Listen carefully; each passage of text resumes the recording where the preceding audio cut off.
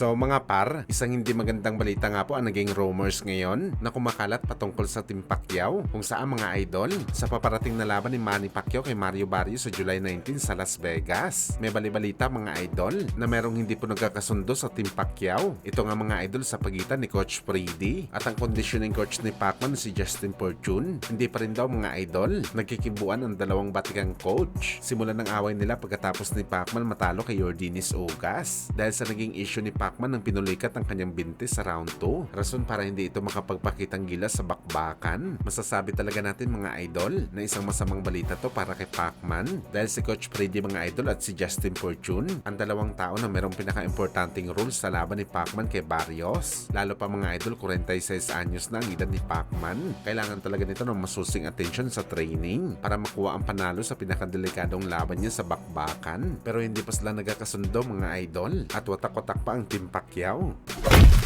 Samantala speaking sa conditioning coach mga idol, alam nyo po ba ang magiging primary conditioning coach ni Mario Barrios? Walang iba mga idol kundi si Umaira Figueroa, ang tinaguri ang pinaka-sexy na conditioning coach sa boxing sports. Nag-viral ito dati mga idol, matapos nito samahan ang kanyang utol na si Omar Figueroa sa naging way nito kontra kay Ugas sa undercard na bakbakan ni Manny Pacquiao at Thurman. Kapatid din pala mga idol ni Umaira Figueroa ang 2-division champion na si Brandon Figueroa. Magaling na conditioning coach mga idol itong si Umaira Figueroa. Hindi lang ganda sa muka at katawan ang dala nito mga idol. Siya din mga idol ang tumayong conditioning coach ni Brandon Figueroa para talunin ng ating pambato na si Mark Magsayo sa kanilang title fight sa 126 pounds. At baka magtataka kayo mga idol kung bakit naging conditioning coach ni Mario Barrios. Itong si Umaira Figueroa, siya lang naman mga idol ang asawa ni Mario Barrios. Tama ang narinig nyo mga idol, mag-asawa na si Umaira at Barrios. Kaya kung ano man ang pagkawatak-watak ng Team Pacquiao, ganito naman kasulid mga idol ang Team Barrios.